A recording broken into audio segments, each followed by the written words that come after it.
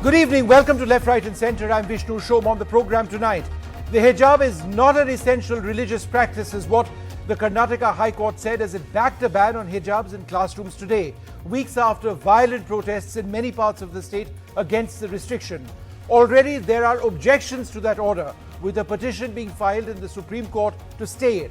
While the Karnataka High Court order is based on a detailed study on past precedent and readings of the use of the hijab, there are some who say that the order comes as a challenge to the notion of diversity that we pride ourselves on in our country. What's more, and this is part of what we are arguing this evening, should dress codes apply uniformly to all faiths? Have members of the Muslim faith been singled out as a result of this verdict? Let me just go straight across to Mukul Rohatgi, who also joins us at this stage. Sir, thanks very much for being with us. Let me ask you the key question that we're trying to argue or debate this evening, that is this unfair to members of the Muslim faith? For example, Sikhs can wear turbans, Christians can wear crosses. So why is it that Muslim women who choose to wear the hijab are not being allowed? Christian wearing a cross on your neck is a small piece of your clothing, which is not obtrusive, number one. Number two, in a turban which has been worn, whether Sikhs or even otherwise, you see, yes. If you see in the old days, even in South India, people would wear turbans. People wear turbans from the refugees who came from Pakistan, Hindus who came, were wearing turbans because some turbans were worn to save yourself from the heat stroke. Some turbans, like the Sikhs wear, is a part of their religion.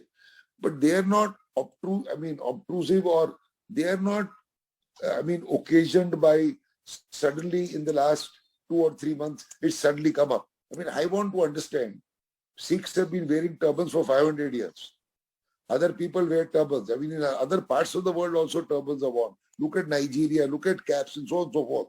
Nobody says no to that. Look at the Jews. Even in the US today, the Jews are wearing their long coat and, a kind of a skull cap on the head and all that. That's all right.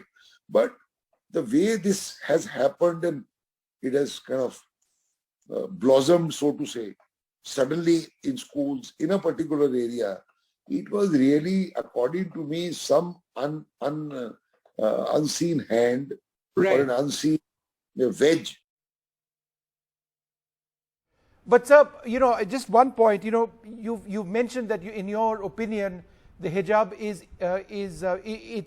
intrusive in a sense, it's obtrusive. Now I concede that it might be regressive, but whether it's obtrusive in terms of appearance is actually personal choice. Some might argue that the face is visible, so it's not obtrusive.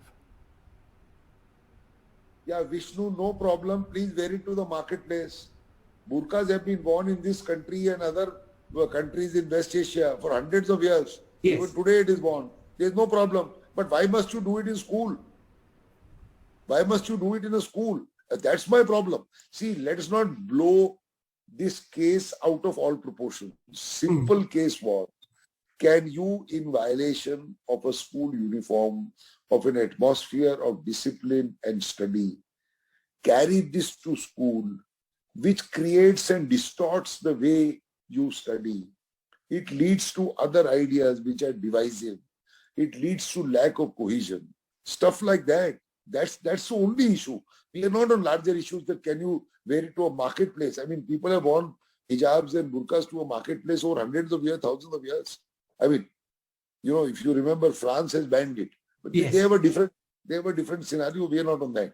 So when you go to a marketplace, you can today make out whether this man professes this religion or that straight away from the appearance and the clothes he wears. No problem. Who's saying no? This country has lived with all kinds of people together for thousands of years. We are completely secular. But secular does not mean that, everything is blown out of proportions. Why did this? Please concentrate on this local issue. Why did it start? I take that point, sir. But sir, one final question. It's very clear. It's very clear to me that this is not a practice which has gone on for hundreds and thousands of years for young students and all that, and it has become something like a turban or a headgear. It's not like that, or wearing a cross. Not at all. Okay. So I don't think it is proper to give these kind of arguments. at all. Well, joining us is Sanjay Hegde. He's lawyer for the petitioners in this case. Sir, thanks very much for being with us. Do you believe that one of the key arguments which has actually been made in the Karnataka High Court is that the material presented was meager and that in many cases there was not even a sworn affidavit by the Maulana on the significance of this as religious attire? The first thing that the judgment has held is that if there is a uniform prescribed, then a hijab is not part of the uniform and it can't be worn. If you insist on it as an essential religious practice, there is no such essential religious practice in Islam as far as the court can find. Now, these findings are, of course, subject to appeal. The appeals have already been filed and will possibly come back sometime after Holi, within 3-4 days. Okay. Now, the question here, simply for the country as a whole, is this. Is the country not broad enough, or are the hats so narrow that as a consequence of wearing a hijab, a girl is to be denied education at government cost? That is the real question. But Mr. Hegde, there's another perspective there as well, that there is now a verdict which has taken place in the Karnataka High Court, one way or the other. Is it correct, therefore, for the petitioners to say that they will not educate themselves, go back to college, unless they get a favorable verdict? Aren't they denying themselves in education? The entire question is of choice. Right. But shouldn't it also be one of education? No. Pending an appeal, sir. Pending the appeal. No. Let's put it this way. Have you? Did you not see the film Chariots of Fire? Yes. The man was running for the Olympics, but he refused to participate on a Saturday. Right. Sometimes religious beliefs are such that you, in all good conscience, you have to do X or Y. Now, if that X or Y does not intrude on anybody else's life, why should it not be accommodated? The question was said that, in a classroom, why should there be a hijab? Long ago, Justice Krishna Iyer said that the fundamental rights do not part company with even a prisoner at the prison gate. Right. It is not that the fundamental rights vanish the moment you step into a government classroom. So, sir, another point that's come up, the court, in its order, also said there was no explanation being offered on whether the students were, when they started wearing this. They seem to suggest that this happened belatedly, that there was perhaps some influence in them deciding to wear a hijab, that there was no precedent to these students wearing a hijab earlier. I'm trying to understand. There were affidavits which set out the entire series. Right. If the court chooses not to refer to them, that will be a question of appeal. Now, the point is that irrespective of when they choose to wear them, if it is a religious belief, maybe in some parts of the community, it may not be essential in some other parts of the community. But if it is a sincerely held belief, right, can you say that because you hold that belief, I will deny you education at government cost? Okay. If it is my school, my government, and my government school, you either abide by what I say or don't comment. So, Mr. Hegde, just as I wrap this up, I just want to understand: are you also going to be appealing in the Supreme Court? Are you also going to attach yourself to the appeal which has been filed? There are several appeals which have been filed. I assume that I will be appearing in some appeal or the other. All right, Mr. Hegde, thanks very much for clarifying that. Thanks very much, sir, for being with us. I normally do not debate what I have argued in court, so I only come to inform. And that's why I say, keep that part separate. Don't frame me. No questions. I'm glad you, and I look forward to talking to you soon, sir. Thanks very much indeed. Thank you. Bye. Well, we've got Alia who joins us now. She's one of the students who was a petitioner in this particular case. We were trying to get her earlier. We've got her now. Alia, thanks very much for being with us. Until such time as your plea is heard in the Supreme Court, don't you want to continue with your education? Why should it be one or the other? Sir, I just want to answer this like, yeah, to continue my education only, I had filed petition for allowing me to wear hijab in a classroom. For that reason only, I had appealed petition in High Court to continue my education with hijab. Right. So this is, yeah. But tell me one thing, I'm just trying to understand. The court seems to have suggested that you've only belatedly started wearing the hijab and that perhaps you were influenced to do so. Have you or the other students always been wearing the hijab in the same institution? Yes, sir.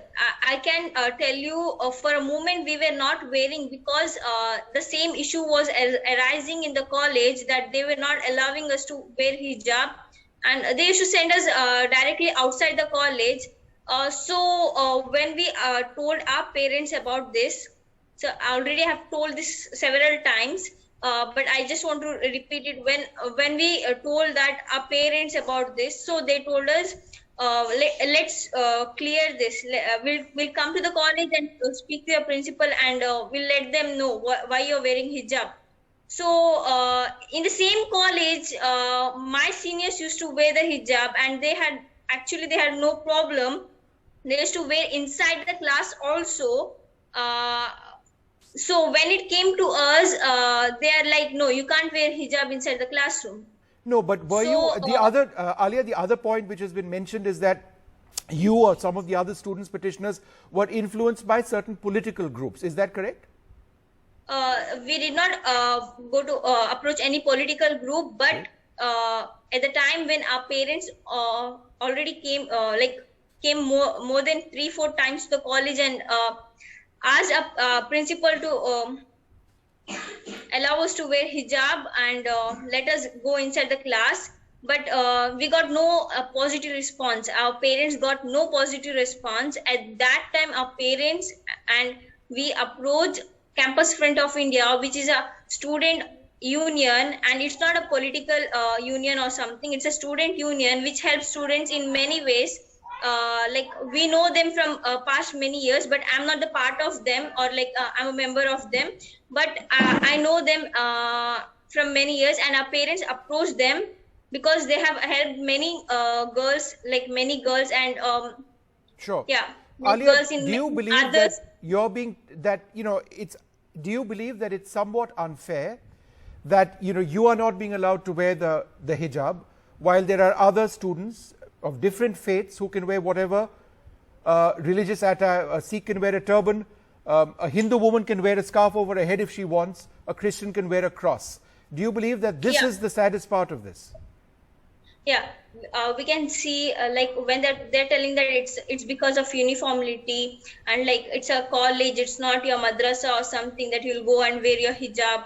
So when they don't see that in our north, it's a pride. I can say I'm really I feel like pride that it's a secular country and our country allows allow us to wear whatever we want, like our religious belief, which is compulsory in our religion. So when I see turban, I feel like proud. I feel proud that okay, my country is so it's have so many cultures, it's have so many I feel proud. But when it comes to us, I can see my classmates, I'm not opposing anybody, I respect them. My classmates, Hindu, they wear bindi, they wear bangles, they wear threads, and that's totally okay for me. I never oppose them. So why should somebody oppose you? That's your point, right? Yeah, but that same people opposed me for wearing hijab. Look, it's gone to the court. As a well-wisher, I can only suggest you continue your education until such time as your legal appeal is done. That's so important, that education is not disrupted by what is an argument which is essential for you. But that's your individual choice. I'd like to thank you very much for sharing your views on this program this evening. Thanks very much for being with us. We're joined now by Dr. Fazal Mustafa, Vice Chancellor of Nalsar University of Law in Hyderabad, and Deepa Ishwar also joins us as well. Thank you both very much for being with us. Dr. Mustafa, one of the points mentioned in the judgment is this, and I quote, "The petitioners have miserably failed to meet the threshold requirement of pleadings and proof as to wearing hijab is an inviolable religious practice in Islam and much less a part of essential religious practice." Does this argument actually leave open the argument that perhaps what was argued in the courts thus far was not substantive because there wasn't enough evidence? Therefore, if this does come up in the Supreme Court, where it will, if there is something more substantive, then this entire thing can be reversed or can be relooked at.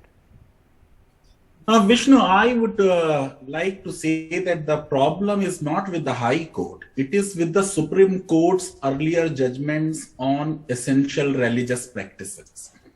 I have been writing on this, that the court should not become clergy. And therefore, in a purely theological question, ideally we should not enter. We should decide as per our constitution. Something may be an essential part of our religion, still if it is inconsistent with our constitutional scheme, we shouldn't allow it. Say if slavery is there in some scriptures, we can't be permitting it even if it is an essential feature. Now, what has happened with this judgment, since you asked this question, other people, when did you start? You see, on the question of fundamental rights, waiver doctrine does not apply. So say if I was not exercising my right to free speech for 50 years, and I want to speak now, you can't be saying that you kept mum for 50 years. Similarly, the distinction which the judges have made between the rights of a free citizen and rights of an under trial. So in other words, that's an important point, because it has been said that all of a sudden these students started making these assertions when they hadn't made this case earlier. Your point is it doesn't matter when they came in. It doesn't matter constitutionally speaking. They I can may raise their say that protests from today I become religious. Okay, so 1 second, sir. I'm also joined by Satyapal Jain, the Additional Solicitor General of India. Sir, thanks very much for being with us. I know, sir, that you would argue in terms of the law and what actually took place today. But I think the larger question a lot of people would be asking is, why are we making such a big deal of this in India when we value our diversity so much? Somebody wears a turban, someone wears a scarf on their head, someone wears a cross. I mean, isn't the bottom line education that's being denied, for right or for wrong? So if these students want to wear a hijab, why not let them wear it? See, the answer lies in your own question. In India, we have people from different religions, different cultures, different states, languages and all that. The school management has its own right to prescribe the curriculum, the dress code. The government has also right to coordinate. Article 25, 26 gives right to the minorities also. Students have a right to get education, but all these rights are not completely isolated. You can't say that you will enforce your right without any conditions, without any regulation. It's a very simple thing. I don't know why people are trying to complicate it. An issue arose in Karnataka whether this hijab is an essential part of Islam culture, Islam religion, I will use the word. Number two, whether the circular issued by the government of Karnataka is valid, violative of the fundamental rights. 4 questions arose before the Karnataka High Court. A full bench of the Karnataka High Court today, by a very long judgment, detailed and running into about 129 pages, has replied all the 4 questions. It's a law under the Constitution of India. If anybody has any grievance against it, the remedy is open to go to Supreme Court. Supreme Court has every right to uphold it, to reverse it, to send it back. Therefore, what I say is this. Today, it is the law of the land as per the Indian Constitution. By holding 2 things. Number 1, hijab is not an essential part of the Islamic religion, Islam. This is the full bench judgment has upheld. Number 2, they say right to education is there. Nobody is taking your right to education. They are only prescribing a dress code.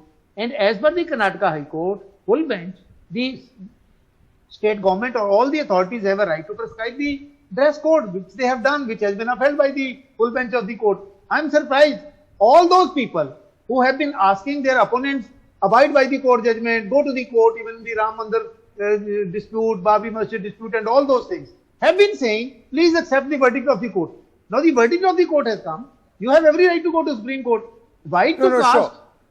No, no one is questioning the court, sir, not at all. So why should we presume that you are denying education, they will not be able to get education? Karnataka High Court has replied all the questions, 4 questions.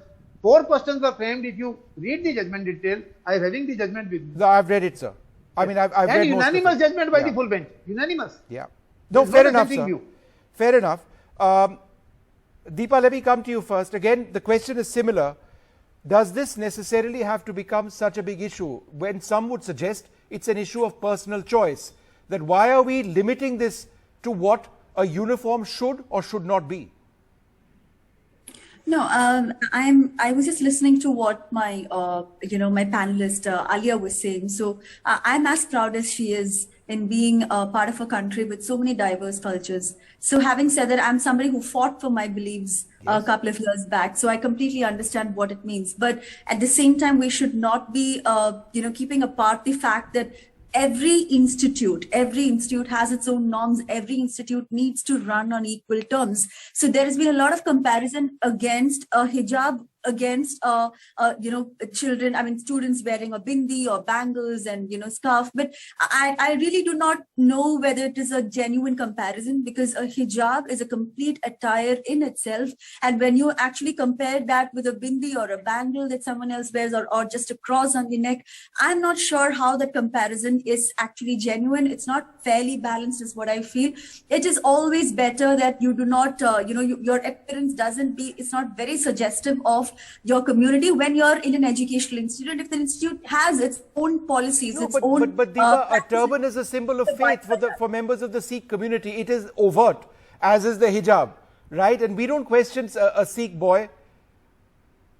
Right? No, that's true. I'm saying it's no matter whether it's an educational institute. I have worked in an IT company, in a corporate company for so many years. So there are people who have come during the Sabrimala season and asked me, can I come in a black mundo, which they actually do when they go during the Mandala season. And I had to say no. I was part of the HR team and I had to say no to it. So it is, every institute has its own policies. Okay. And that, like our honorable advocate here said, we are not denying anyone's right to education. We're just asking them to abide by the Satyapalji, I'm running out of time. That's why I'm interrupting. I don't mean to be rude. Satyapalji, go ahead, sir. Yes, sir. I'm saying it is wrong to compare the hijab with the pagdi by the Sikh brothers. Why, sir? According to Sikh religion, Kach, Kada, Kes, Karpan, Kanga. These are the 5 essential requirements of being a Sikh. So therefore, pagdi is an essential part of the Sikh religion. Kach, Kada, Kes, Karpan and Kanga. And this has been upheld by a full bench of the Punjab Haryana High Court. What about a cross worn by a Christian? Islam, the full bench says it is not an essential part. In Sikhism, Nirmaljeet Kaur's case, a full bench presided by Justice J.S. Kher described as to what are the essential requirements of being a Sikh. So these 5, pagdi is an essential part of the Sikh religion. Karpan, Kach, Kada, Kes, Karpan, Kanga. All right. No, fair enough, sir. The court has very clearly established that the hijab is not essential attire. That's going to be challenged right now. I think we'll wrap up this program with just one point. Mr. Mustafa, can you comment on this? No. The court has said it is not that if the alleged practice of wearing hijab is not adhered to, those not wearing the hijab become sinners, or that Islam loses its glory and ceases to be a religion. Quickly, sir. I would also like to quickly respond to turban. Turban is specifically mentioned in the Constitution. Had it not been mentioned, the judges would have evaluated it and they would have said whether it is essential or non-essential. That is the whole point. And this additional test which the High Court is putting, that something should also be a sin and there should be a punishment provided under this, I think that was not, and it has never been the part of essential religious practice test laid down by the Supreme Court. It is a new addition which High Court has made it. Okay. Now, adultery is punishable, yet our law allows it.